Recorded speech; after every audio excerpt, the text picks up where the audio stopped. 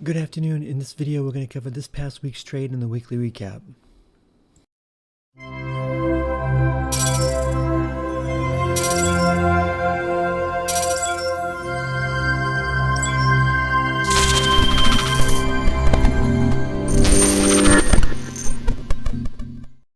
Before I get into the recap, if you're not in the room, you can find the link in the description of the video and in my bio section of social media accounts. Also, please like the video, subscribe to the channel if you haven't done so already. I did finish the week with, 14 wins and 5 losses for a win rate of 73.68%. Yeah. Below my 85% target rate, so I like to try to target 85% every week, but sometimes I just can't do it. This past week, I just did not do as well as I hoped I would do. What I don't like is I don't like VIX being very, very, very, very low, and SPY ranging or raging when VIX is very low, because it makes it really difficult for me to want to play the chart for what it is, even though I should be. But I've done this for so long that when VIX gets usually this really, really low, there's usually a massive rug pull. Sometimes it's in the middle of the day. Sometimes it's just the next day, gaps down and just dumps, or just a middle of the day dump. I don't know. But when VIX is this low, it ends up having a pullback or a dump. And I guess I've been kind of anticipating it all week, just waiting for it, and it just hasn't been happening. And VIX just has been getting clobbered. And so that's the only downside about watching VIX. And VIX has been kind of broken lately. It's been doing some weird things where VIX will gap up, or VIX will run up enough so SPY can run more. And just been a lot of really, really sketchy stuff going on with VIX. And plus, VIX, it does not like trading down here whatsoever. Measures volatility and basically everything that's been going on in the world. This thing, I don't even think this thing should be under 13 or even 14 for that matter, but it is. They're really trying to bring VIX down. So I've just been focusing probably a little too much more on VIX than I should be, and it's kind of affecting my trading a little bit. So I'm trying to keep open-minded, but I'm also trying to not be completely oblivious to where VIX is, because even though VIX is broken, it is important to know where it is. Because traditionally in the past, this is when you see big moves happen. But right now, the SPY is just channeling and taking time off the clock. I'm going to guess that it's going to do this until probably Christmas. Then after Christmas, it's going to end up dumping. But I don't know. We get a lot of things coming out this week, so we'll cover that in the watch list. But anyways, VIX, I think, just threw off my entire week just trying to guess the tops and stuff like that, and anticipate the drops. So yeah. Anyways, traded his room on the 4th. Let's see, SPY puts in a 455, which is down here at this low. Wait, do I have the 4th? Oh, help if I had the right day up here, first of all. The 4th, yeah, 455 is the previous day's low on Friday. So I didn't break it, and I did take calls at 9:40. It had this massive dump right here. Well, first of all, we gapped down, then it just started dumping and dumping and dumping. And what ends up happening is when you have a gap down like this, even though I was looking at puts under 455, I think I set it closer to up here when I called it. But anyways, but because of the significant drop down, from almost 460 to 450, that was almost $5 gap down, $4 plus gap down. What ends up happening is that everybody will rush into puts at open. And when they do, that's when they end up popping it at open to squeeze them out. And then they end up dumping it. It's exactly what happened right here. So it dumped pre-market, and actually overnight ended pre-market even more in the first hour before it opened. And first 10 minutes, nice strong big green candle. So I took calls over higher day. I took the 45.70 calls at 740, and they went from 740 to 890. So I got a little bit of a play right there. This is that going into with the thesis that when it gaps down big, that at open it's going to pop, and if it gaps up big, that it's going to end up dropping at open, because everybody's going to run into calls thinking we're going to go to the moon, and they end up just doing a rug pull to take out stops and take people out. So that's just market makers playing the little games. Then I ended up taking out a Roku swing at I took Roku puts at 103, which didn't really go anywhere. So I really thought that Roku was going to make its dump, because Roku has just been going. Took Roku puts in the middle of the day. No, not in the morning. When time was it? Like 9:50. Yeah, right here I took Roku puts. Right at 103. I took them right here. The 103 puts, thinking we were going to dump, and it didn't go anywhere all week long. In fact, it did end up going in the money down here on Thursday and Friday, and I should have taken it, but I didn't. I was like getting greedy, thinking that we were going to dump more, get under 100. We were really going to dump, so I ended up going worthless. But I ended up getting shares on the on Friday after hours, I think. So yeah, Roku just burned me twice on options, so I'm just like, okay, enough of that. I'm going to just play the shares. So that's what I did. Then I took SPX puts at 10:02, which is right here. 10:02, yeah. I think I took it right here in this candle. I took the 45.60 puts at 760, and they went from 760 to 1550 right there. So that ended up being a good play on that. Then I took puts again at 125, which is right here. Get this run up to higher day, didn't break higher day, rejected it, and when it broke below this area right here, 456, I think 35 is where I grabbed it. That's where I grabbed the puts. I grabbed the 45.65 puts at 540, and they went from 540 to 670. No, I didn't grab them up here then. I grabbed them down here. I probably grabbed them right here. This is probably where I grabbed them, right here. The body, the wick, and the wick. Okay, I didn't grab it up there. I grabbed it down here for some reason. So 125. Yeah, I grabbed it down here. So yeah, that makes sense right there, why I grabbed it right there. Risky, but yeah. The 540 to 670, it's only $1.30 move. Yeah, that would have been the move right there.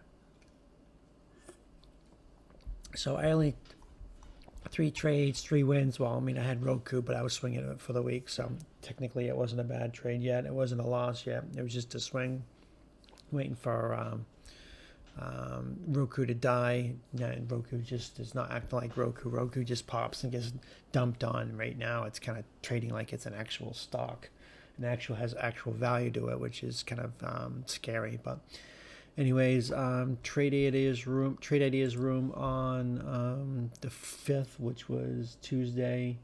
SPY puts on the 450, which is down here. Pre-market lows rounded down to nearest 50 cents. Still, VIX is right here. It gapped up. I mean, look, VIX gaps up, then it dumps. Gaps up, then it dumps. And that's just what it's been doing. It gaps up for SPY to run more. And it's just been really, really, really crazy. So yeah, it's right here, VIX, is this the 5th? Yeah, VIX gapped up right here and just dumped. And you can see it's under 1340. It's getting really, really low. So I grabbed calls at let's see. Actually, I was looking at puts down here. It didn't. It had the first 10-minute candle was red. So I didn't take puts right there. I think I was thinking about it, but I just didn't. I waited. But I did take calls at 10:20, which is right here. Big FU setup right here. You get this massive green candle, pull back 50%, then you get a red candle right here. As soon as it broke the wick of this red candle, that's where I grabbed calls. I grabbed the 45.70 calls at 680, and they went from 680 to 880 on that. So that ended up being a pretty good play on that. So can't complain about that. Then I took puts at 1238, which is right here. No, not 1238. Right here? Yeah, right here. I didn't take it here. I get this massive candle right here. looks like a potential FU setup, but it didn't come back down. It had this massive red candle, then you have the green candle, and if this actually was an FU setup, I would have taken puts. Well, because of the green candle was so big, I would have taken it off the body, so I would have taken puts right off this 455.80 area, but it didn't. It kept going. It dropped. I think I grabbed them in the challenge account right there. But then it popped up, kind of chopped a little bit. Then when it came back down, and it did break below this area this time, this 455.80, I did grab puts this time. I grabbed puts. Let's see, I grabbed the 45.60 puts at 450, and then went from 450 to 780. So that ended up being a good play. Then I grabbed puts at 236, which is right here. Popped up and got underneath this area 456, and then it just popped on me, and then I ended up dumping it at $2. And I grabbed calls at 314, which is right here, and it dumped. So yeah, this was a headache right here, because it dropped down, it popped up, rejected this 456.70 area, rejected, came back down. I thought for sure it was going to dump. It didn't. It popped. And then it came back up this area, testing at 1, 2, 3, 4 times that we were going to pop. So I got in right here on calls, 45.70 calls at 240, and it dropped. So yeah, I got stopped out here, and it got stopped out here, and I was just like, I've had enough. I'm not playing this garbage. So I've pretty much called it a day on Tuesday. So 2 wins, 2 losses. I just did not like that. I hate this. This is really, really nightmarish to trade, but it is what it is. So Wednesday the 6th, traded his room 457.50, which is right here, because we had this big pop up right here. I think I called it right around here, and so I didn't really want to call 458. So that'd be 457.50 was pretty good, because this is where pretty much where the low was, right in here, and it was rejecting right there. So kind of a little bit of a pivot right in this area. So it looked good. First 10-minute candle was a deep red candle, and then it broke new lower day right there. I got the 45.80 puts, even though it was a fake out, but it was still consolidating a little bit right here. Still liked it for a drop. Didn't really go against me that far, but I had the 45.80 puts at 750. It chopped a little bit, then it finally dropped right there, and I was able to get out, and they went from 750 to 930 right there. So a nice little bear flag. You had the red candle right here, a little bit of a bear flag. I got in early right here, but right here would have even been a better one. Then it dropped and got out, then it popped up, and then it dropped again. So then I didn't grab puts here. I probably should have, but I think after it broke new lower day and it got bought up so quickly, I was kind of hesitant about taking it again right here. So that's probably why I didn't take it, because I didn't like this candle right here. Because it dropped, it got bought up really, really fast. I don't like seeing that. That usually means it's going to go make a big reverse. You don't usually see that too often, where it will like drop and get picked up really fast and drop hard again. So it was kind of sketchy action right there. So I didn't take it, but I did take puts at 12.19, which is right not there, right here, 12.19, right here. I should have taken it here, but I didn't.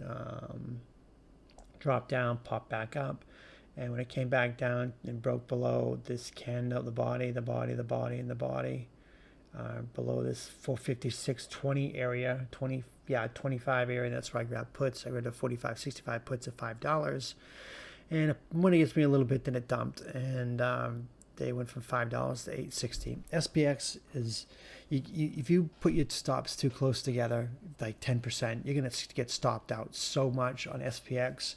If you want tight stops, you're going to have to play SPY. You can't play SPX. SPX is just the fluctuation in prices. Just a small little move will drop the premiums $1 or $2 in a flash. So if you're worried about that, then you should be playing SPY, not SPX. SPX is just very, very expensive, volatile, and premiums move 10 times faster. So, but if you can just you can either play smaller or just play SPY or whatever. But once you get used to it, you have a little bit of idea how it works and what to expect and price fluctuations, and you won't get scared out. So basically, emotions end up tending to get people scared out of positions because they see themselves $1 down or $2 down, and they freak out, and then it ends up going their way, and you just got caught in a little bit of fluctuation. But if you took it here, this high never broke over these areas, so there's really no reason to stop out whatsoever. But if you took it down here, you're probably down 20-30% on the position before it actually did come down here. You gotta just trust the chart. I mean, 20 EMA is still pushing down. It didn't break over this this lower high right there, so really no reason to dump it. And same thing right here, still making lower highs and pushing down. So no real reason to dump it whatsoever. You're just gonna have to deal with the fluctuation. So I did attempt calls though at 341. 341 right here. I'm not quite sure why I took it there. Oh, it might have been pre-market low, and I think that the RSI, I think the RSI was really, really, really low at this particular time. So I think I just went in for an end of the day calls play, because usually when you have a really deep red day, the last 10 minutes of the day they'll pop it, or if you're having a very strong day, they'll end in the last 10 minutes, they'll dump it. Usually in the past, that's what happens. It used to happen so much you could practically bank on it, but now at the end of the day, action is very, very iffy, and anything can really happen, to be honest. So yeah, I took calls. I took the 45, 50 calls at 360. And they popped a little bit. They went from 360 to 480, then it dumped more. So yeah, that was what the 6th was what, Wednesday? Yeah. Thursday was a better day. Just back out a little bit. There's a trade ideas room. SPY puts under 455, which is right here. Well, 455, right in this area right here, where it was rejecting, having support right in here. Monster run up. I'm still looking at the put side. Let's see, where is SPY? We're at the 7th. Is that the day? Just here, look, you see VIX gapped up, and just a typical VIX gapped up with SPY. How weird is that, huh? So yeah, crazy. And that's when you usually see a lot of manipulation, is when you see VIX gapping up, and that usually means SPY is going to run more, the way it's been lately. But yeah, VIX will start gapping up, and VIX will start actually running, and SPY will end up dumping. But as of right now, VIX gapping up is giving SPY more room to run. So I thought we were going to get a dump, but the more time goes on, the more I think we're going to channel until Christmas, and after Christmas we'll dump. And based on what VIX has been doing, VIX is kind of like solidifying that thesis that just gap it up and keep SPY going, or keep SPY channeling until Christmas is over or something. So yeah, 455. I'm still saying puts in the pre-market trade ideas room, thinking that we're going to dump, and just doesn't raged up. First 10-minute candle was green, slightly green, just a doji, but when it broke new lower day right here, I grabbed puts, thinking it was overextended. I grabbed the 45.65 puts at 580, and then went from 580 to 730, so that ended up being a good play. Then I took calls at 10.06, which is right here, right when it broke high a day. I'm not sure if I took it right here over this area of 457. I think I took it over 457.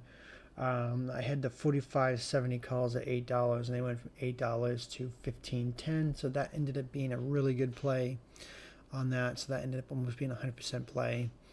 Then I took puts at 11.47, which is right 11.47 right here. 11.47 right here. I think I grabbed the double top. I grabbed the 45.85 puts at $7. That's exactly what I think I did right here. I got the top, double top. Could get a massive red candle, then it just acted like nothing mattered. There was news on this that happened. I don't remember what it was. SPY just rebounded like it was nothing, and then when it made a double top, I front runted the puts at double top, and so I had the 45 puts at $7, and they went from $7 to $8.70. That's the one thing I've been doing lately that I need to stop doing, or try not to do so much, is front running the top when it's strong, grabbing puts at areas I think it's going to resist. I've been getting lucky, and a lot of them have been working, but lately, just most of my losses that I've been having have been from these kind of days when SPY's going crazy or trying to get to the top. I need to try to stop doing that and wait for something to happen and just not trade it. So a couple of my losses are because of that, and this is another one, a loss right here at 12.17, because I front runted that, got the drop. Then when it came back up, I grabbed puts at 12.17. Yeah, when I got this play and it popped back up, I reloaded, and I got it at $6 this time, and I was able to get a little bit out. I know I sold some at like $6.50 because I got the 45.85 puts again at $6. I dumped some at $6.50, and I held a couple thinking that we were going to dump, and it didn't. It just kept channeling and breaking higher day. It didn't really go anywhere, and so it just ended up being a small loss at the end of the day. So I was kind of annoyed with that. This was one day I was really, really annoyed with the way it was acting, because it looked like it was going to dump, then it popped more, then it was going to dump, then it was going to pop more, and it just was a headache. So then Fridays I've just been hating lately. Friday, VIX gaps down. VIX is below 13. I'm thinking, okay, we're going to end up dropping today finally, maybe. So traded Israel on Friday, 450 to 650, which is down here. I think, what was the day before? 450 to 650. Yeah, it was lower day right down here. Previous day. That's why I picked that. So first 2-minute candle was green. Second was green. Then I took puts at 10.12. I think I grabbed puts right at right when it got over 460 is where I grabbed puts.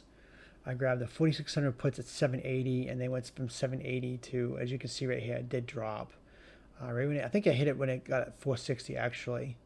I think I got it right at 460, not over 460. I think I got it at 460 because they went from 780 to $9. So I probably got it right here, right when it hit 460. It dropped and I sold, and it popped back up. Then it dumped. They didn't take puts again until 1054, which was right here. 1054. I grabbed it up here again at 460. I grabbed the 4600 puts again at $7. And then went from $7 to $9.80 in this drop. So I front runted it again. Probably shouldn't have done that. Probably should have bought it underneath here, right over here. I think I did in the challenge account. No. Sorry. I grabbed the challenge account right here. I was going to grab the challenge account right here because a red candle FU set up, but it popped. But no. I grabbed puts up here in the main account, and it did end up working. So, because I had 1054. Yeah, I had the 4600 puts at $7, went to $9.80. Then I grabbed puts again at 12.14 right here. And the bear flag. Yeah. You had a red candle right here. I took the FU play right here in the challenge account. Then you have a little bit of a bear flag right here. Then when it broke below the wick, the body, and the wick, when it broke below this 458 10 area, I grabbed the 4580 puts at 520, and they went from 520 to $7. So that ended up being a good play right there. And then it just popped. But I did grab puts again at 1224, which was right here. For some reason I grabbed puts here. I shouldn't have done that. Maybe I was thinking VWAP rejection. I don't know. I grabbed the 4590 puts right here at 670. Then it went against me, so I was like, okay, okay. And one of the things that I was looking at was VIX was at this point in time 1220, 1220, which is right here. VIX is well below. It's about 1260. That is so low. I think that's like a 3-year low right there on VIX. So I was like, okay, we're gonna end up popping. So I felt comfortable grabbing puts here, even though I shouldn't have. I grabbed puts here. Then when it started going against me and the lower VIX got, I was like, okay, I'm gonna stick to the put side. Eventually, this is gonna end up dumping. So then I ended up averaging down at 113, which is right here, right in here, right around this 459.50 area. I averaged down, thinking, okay, VIX is what, at 113. Yeah, VIX is right down here at 1250, which is crazy, crazy low, with the two wars going on, inflation, bogus numbers, job numbers, a lot of things going on that just doesn't support VIX being this low. The market is looking at rate cuts, but I don't know why the market's getting excited about rate cuts, because every time the Fed does rate cuts, we go into a recession and the market dumps. So I don't know why it's getting excited about that. Historically, it's nothing to be excited about. But yeah, the market is just getting all punch drunk happy on it. And so the VIX is just making lower lows, like for like the 3 years. It just keeps going lower and lower. So I was more confident that SPY was going to drop. But no, I just kept chugging along, and just it was just crazy. I just had enough, so I had too much size, and I ended up turning my Friday into a red Friday. I think that's like last Friday was a red Friday too. It's becoming a thing now, and I don't like it. But anyways, so that is what happened. My thesis was so off on this. VIX has just been tripping me up. Every time VIX does this, it trips me up, and I try not to focus too much on it, but in the past, VIX was so reliable. You could almost bank on stuff like this happening, and you could almost see the drop before it happened. But not now. VIX is broken. It's a complete mess, and I think that's just because of the Santa rally and going into Christmas. I think they're trying to keep SPY elevated until Christmas happens. So just crazy. But anyways, that was the weekly recap. Hopefully next week is better. There's a lot of things going on. Not next week, but this week, because today's Sunday. This week, there's a lot of things going on. So should be a good week. With that said, that's going to do it. And thanks for watching the recap.